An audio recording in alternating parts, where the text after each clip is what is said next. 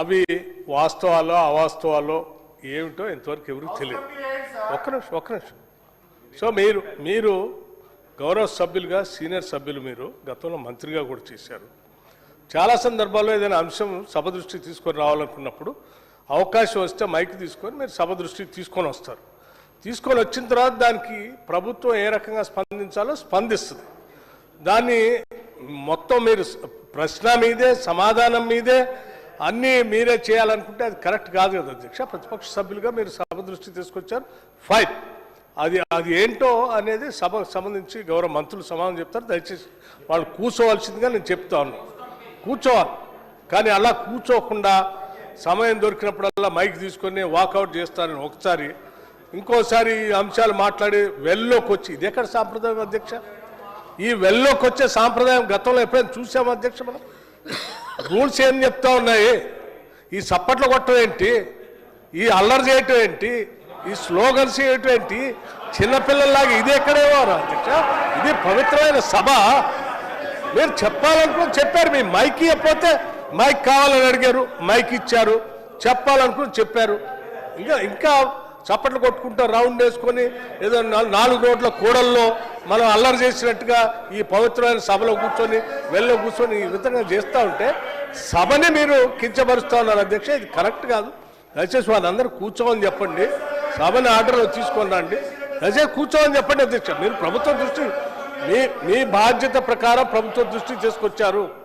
ప్రభుత్వం చట్టపరంగా ఏం చేయాలో చేస్తుంది. నో అది అంటే మీరు ఏ అభియోగం చేస్తే అది వాస్తవం అనుకుంటే ఎట్లండి? మీరు ఏ అభియోగం చేస్తే అదే వాస్తవం వచ్చింది కాదు కదా.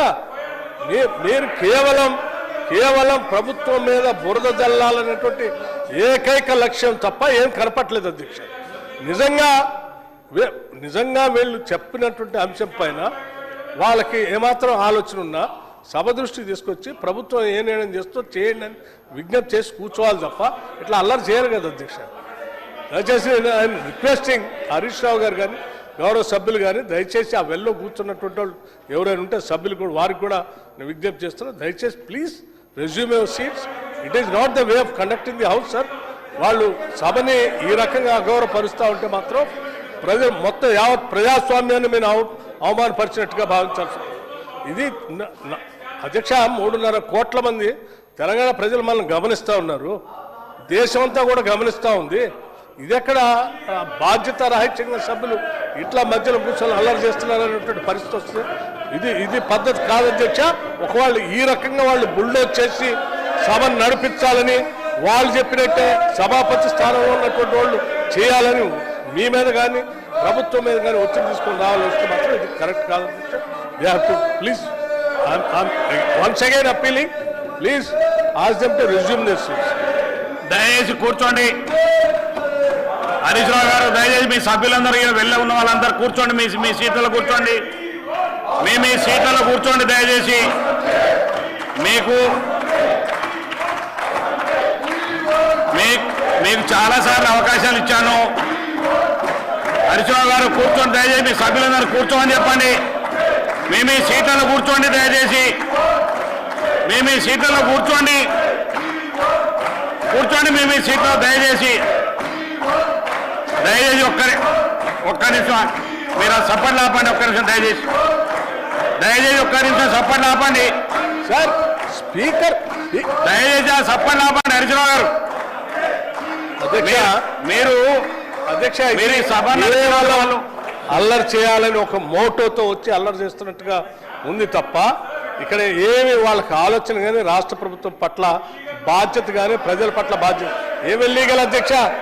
మీరు అడ్డగోలుగా గౌరవ మంత్రి పేరు తీసుకొని అడ్డగోలు మాట్లాడతారు. మీరు ఎట్లా మాట్లాడతారు? మీరు ఎట్లా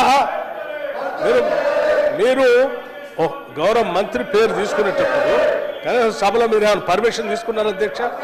మీరు సభాపతి గారికి ఏమైనా నోటీస్ ఇచ్చారా? ఏమైనా రాసి ఇచ్చారా? నేను పలానా పేరు చెప్తున్నాను. ఏంటండి ఇది?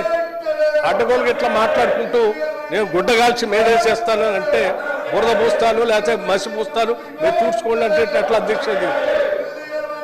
సార్ నేను మీ ద్వారా హరీష్ రావు గారికి కేటీఆర్ గారికి విజ్ఞప్తి చేస్తున్నాను. ఏమాత్రం మీకు ప్రజల పట్ల సభ పట్ల బాధ్యత ఉన్నా దయచేసి కూర్చోండి. నేను చెప్పిన దాని మీద ఇప్పటికే డాక్టర్ వివేక్ గారు సంబంధిత మంత్రిగా ఎంక్వైరీ చేస్తామని కూడా చెప్పారు, స్పష్టంగా చెప్పారు. చెప్పిన తర్వాత కూడా మీరు ఇంకా అల్లరి చేస్తా ఉంటే ఇది కావాలని అల్లరి చేస్తున్నట్టుగా ఉంది తప్ప నిజంగా వాళ్ళకి బాధ్యత లేదు. అధ్యక్ష, అసలు మైనింగ్లో అక్రమాలు జరిగినన్ని కూడా వారి హయాంలోనే ఏ స్థాయిలో పోయారో మీ అందరూ తెలుసు. దయచేసి కూర్చోండి, కూర్చోండి. ముఖ్యమంత్రి గారు, ముఖ్యమంత్రి గారు,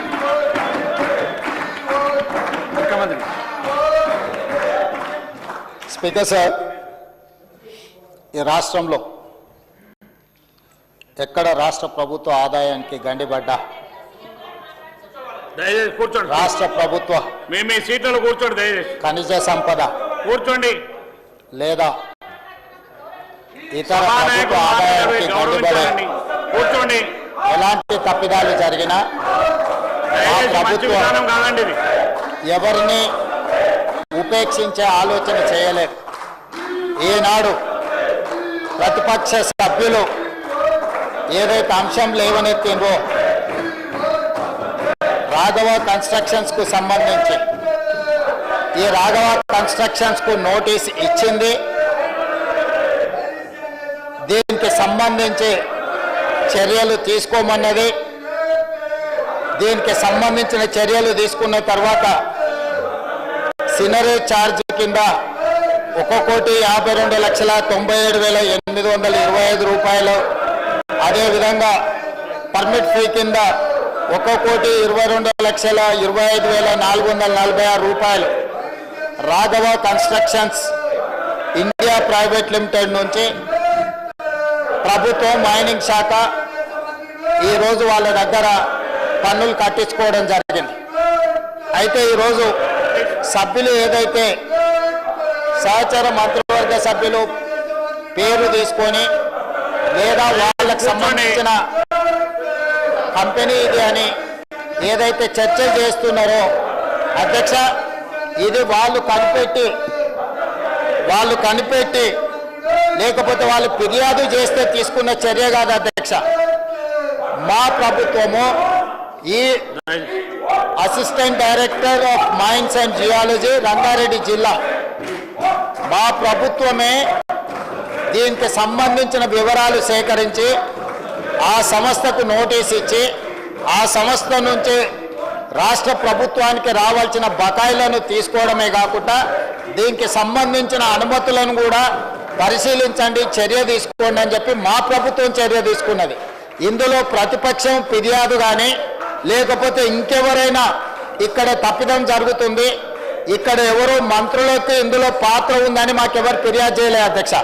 నేను ఇవాళ ఒకటే మాట చెప్పదలుచుకున్నా, సభ్యులు ఏదైతే వివాదం లేవనెత్తాలని ఒక మంత్రి మీద బురద చల్లాలని వాళ్ళ అక్కసు అసూయ వాళ్ళు అనుకున్న పైరవీలకు ఆ మంత్రి సహకరించడం లేదని ఆ మంత్రి మీద ఒత్తిడి తీసుకురావాలి, ఆ మంత్రిని బ్లాక్ మెయిల్